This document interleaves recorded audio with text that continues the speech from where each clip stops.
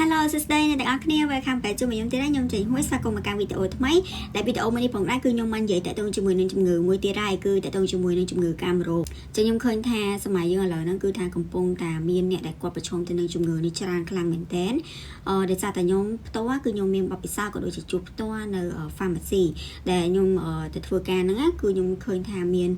នបងប្អូនជាពិសេសគឺក្មេងៗមែនទែនយុវវ័យរបស់យើងហ្នឹងគឺថាមានបញ្ហានឹងច្រើនមែនទែនហើយជាពិសេសគឺគាត់ខ្មាស់អៀនក្នុងការនិយាយជាមួយនឹងយើងអញ្ចឹងណាអញ្ចឹងខ្ញុំចង់និយាយពីជំងឺមួយហ្នឹងឲ្យសង្ខេបទេដើម្បីឲ្យអ្នកទាំងអស់គ្នាដែលគាត់មានរោគសញ្ញាហ្នឹងឬក៏គាត់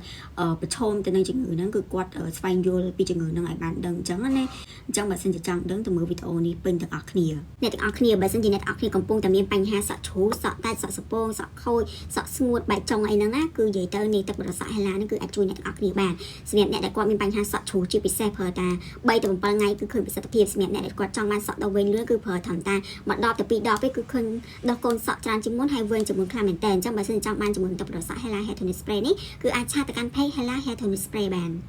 នចំពោះជំងឺកាមរោគដែលពាក្យពេញគឺ sexually transmitted disease ដែលពាក្យកាត់ហ្នឹងគឺ STD និយាយទៅគេច្រើនតែហៅ STD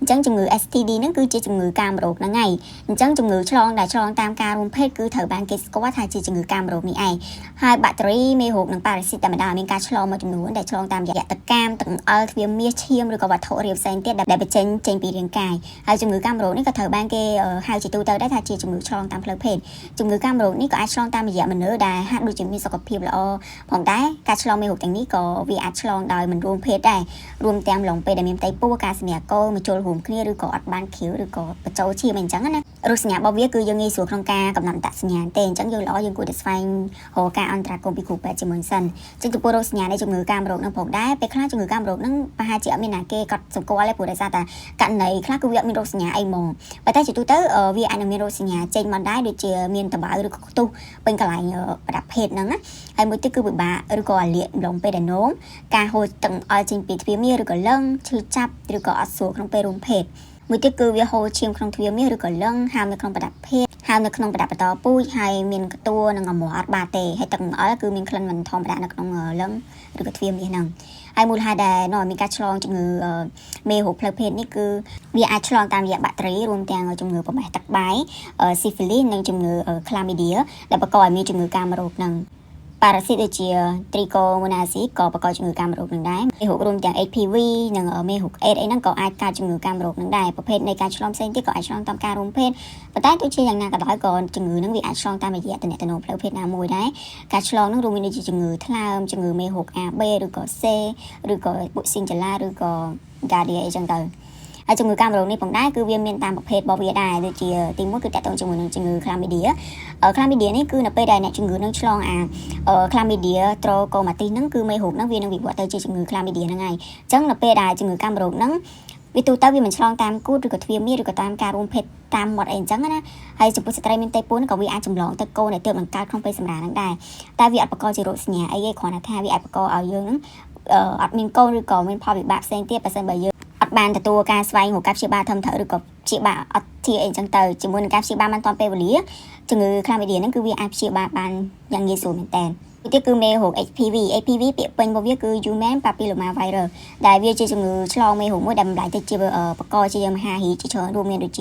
ាមាត់ស្បូនហ៊ុនគូតអីអញ្ចឹងណាហើយមួយទៀតគឺរោគស្វាយហ្នឹងគឺជាការឆ្លងមេរោគដែលបណ្ដាលមកពីបាក់តេរី Treponema pallidum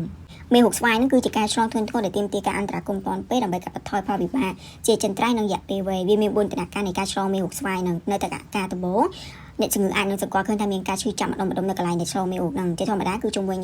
ប្រដាប់ភេទហ៊ុនគូតឬក៏មាត់អីចឹងណាហើយចំពោះមេរោគ AIDS វិញគឺមេរោគហ្នឹងគឺវាវាយប្រហារទៅលើប្រព័ន្ធការពាររាងកាយនិងឆ្លងតាមរយៈទំនាក់ទំនងផ្លូវភេទឬក៏វិធីផ្សេងទៀតដោយសារតែមេរោគ AIDS ហ្នឹងវារារាំងប្រព័ន្ធភាពស៊ាំវាធ្វើឲ្យអ្នកជំងឺហ្នឹងងាយនឹងឆ្លងមេរោគផ្សេង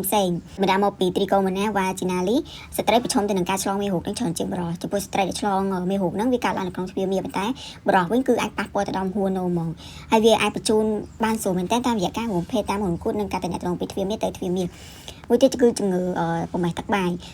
គឺជាការបង្កហូបទូទៅនឹងឆ្លងមួយផ្សេងទៀតដែលត្រូវបានបង្កើតឡើងដោយសារតា bacteria Neisseria gonorrhea ដែលវាអាចឆ្លងក្នុងពេលរួមភេទតាមមើលមាត់តាមទ្វារមាសឬក៏ហ៊ុនគូតហើយវាអាចរីករាលដាលផងដែរបើសិនបើអ្នកជំងឺម្នាក់ហ្នឹងទៅប៉ះផ្នែករាងកាយដែលមានមេរោគក្នុងភ្នែករបស់ពួកគាត់ដែលនាំឲ្យភ្នែកហ្នឹងគឺមានពណ៌កាត់ឈូកហើយចំពោះកត្តាហានិភ័យនៃការឆ្លងជំងឺកាមរោគនេះផងដែរគឺវាអាចរួមភេទដែលអត់បានការពារគឺបើសិនជាយើងអត់បានការពារពីមុនដូចជាសូមអនាម័យអីចឹងគឺអាចបង្កើនហានិភ័យនៃការឆ្លងមេរោគនឹងមែនតើមួយទៀតគឺដៃគូច្រើនអញ្ចឹងតែយើងមានដៃគូច្រើនក៏វាអាចជាមូលហេតុមួយដែរមួយទៀតប្រវត្តិនៃការឆ្លងមេរោគតាមផ្លូវភេទការដែលយើងមានប្រវត្តិជំងឺកាមរោគមួយប្រភេទគឺវាអាចបង្កើនហានិភ័យនៃជំងឺកាមរោគផ្សេងទៀតហើយមួយទៀតគឺអត់មានការប្រុងប្រយ័ត្នអំឡុងពេលដែលបញ្ចូលឈាមអាចប្រើបញ្ចូលរហូតគ្នាអីចឹងទៅហើយចំពោះជំងឺកាមរោគនេះផងដែរគឺវាអាចនឹងមានផលវិបាកជាច្រើនដែរដូចជាមានការឈឺចាប់អាចរីករាលដាលនិងបង្កើនការឆ្លងមានជំងឺលាអង្គតាគៀអត់មានកូនឬក៏អាចកើតជំងឺមហារីកអីចឹងទៅអញ្ចឹងចំពោះការព្យាបាលជំងឺកាមរោគនឹងផងដែរទោះបីជាការឆ្លងមេរោគតាមផ្លូវភេទតែមេរោគអត់មានការព្យាបាលក៏ដោយក៏ការអន្តរាគមន៍ផ្នែកវិទ្យាសាស្ត្រហ្នឹងក៏វាអាចកាត់បន្ថយរោគសញ្ញាបានខ្លះដែរហើយវិជ្ជបណ្ឌិតអាចនឹងចេញវិជ្ជបញ្ជាថ្នាំអង់ទីវីយ៉ូទិកដើម្បីព្យាបាលការឆ្លងមេរោគបាក់តេរីហ្នឹងហើយវាចាំបាច់មែនតើក្នុងការប្រើប្រាស់ថ្នាំអង់ទីវីយ៉ូទិកដើម្បីទទួលបានលទ្ធផលប្រសើរជាងមុនអញ្ចឹងជំងឺកាមរោគច្រើនតែកើតឡើងដោយសារតែការអនុវត្តផ្លូវភេទអត់មានសុវត្ថិភាពអញ្ចឹងវាជាទំនួលខុសត្រូវមួយរបស់មនុស្សក្នុងការធានាការរួមភេទដែលមានការការពារអញ្ចឹងបើសិនជាករណីថាយើងមានរោគសញ្ញាទាំងអស់ហ្នឹងយើងកុំអង្គពេលយូរត្រូវតែជួបពេលគ្រូជាមួយនឹងគ្រូពេទ្យដើម្បីធ្វើរោគវិនិច្ឆ័យនិងព្យាបាលបានតាន់ពេលវេលាអញ្ចឹងណាហើយក៏មានគេសួរផងដែរថាការឆ្លងមេរោគតាមផ្លូវភេទហ្នឹងវាអាចនឹងបាត់ទៅវិញដែរអត់ចានិយាយទៅគឺវាអាចបានទោះបីជាមិនមែនទាំងអស់ក៏ដោយជំងឺកាមរោគភាគច្រើនគឺវាអាចបាត់ទៅដោយតាមពេលវេលានៃការព្យាបាលបានគ្រប់គ្រាន់ដែរហើយមួយទៀតគឺគេសួរថាវាអាចឆ្លងតាមប្រព័ន្ធសាធារណៈដែរអត់និយាយទៅគឺជំងឺកាមរោគហ្នឹងគឺវាមិនអាចឆ្លងតាមជំងឺវាមិនអាចឆ្លងតាមប្រព័ន្ធសាធារណៈអីទេជាទូទៅជំងឺកាមរោគហ្នឹងវាអាចចម្លងតាមការរួមភេទហើយការអង្គុយលើកៅអីប្រគុណគឺវាមិនទៅចម្លងជំងឺហ្នឹងទេមួយទៀតគេសួរថាការថើបហ្នឹងគឺវាអាចបង្កជំងឺកាមរោគអត់និយាយទៅមិនគ្រប់ការឆ្លងមេរោគផ្លូវភេទទាំងអស់សុទ្ធតែឆ្លងតាមរយៈការថើបទេប៉ុន្តែវាក៏អាចនឹងមានលទ្ធភាពក្នុងការឆ្លងជំងឺមេរោគមួយចំនួនតាមការថើបនឹងដែរអញ្ចឹងវីដេអូមួយនេះគឺមានប៉ុណ្្នឹងទេអ្នកទាំងអស់គ្នាបើសិនជាអ្នកទាំងអស់គ្នាមានចម្ងល់អីបន្ថែមទៀតអាច comment សួរនៅខាងក្រោមវីដេអូនេះឬក៏ឆាតតាមរយៈ page ឬក៏ Telegram ឲ្យខ្ញុំបានហើយខ្ញុំសូមផ្ដាំជាពិសេសក៏មានការខ្វះអៀនចំពោះអូនដែលគាត់កំពុងតែមានបញ្ហាដែលគាត់សង្ស័យអីអញ្ចឹងណាគឺកុំខ្វះអៀនក្នុងការសាកសួរព័ត៌មានអូនមួយនេះគឺខ្ញុំចង់និយាយតែប៉ុណ្្នឹងទេអញ្ចឹងអរគុណច្រើនសម្រាប់ការទស្សនាវីដេអូមួយហ្នឹងជួបគ្នានៅវីដេអូក្រោយទៀតចង់បានវីដេអូអី complete comment ខាងក្រោមវីដេអូផងបាយបាយ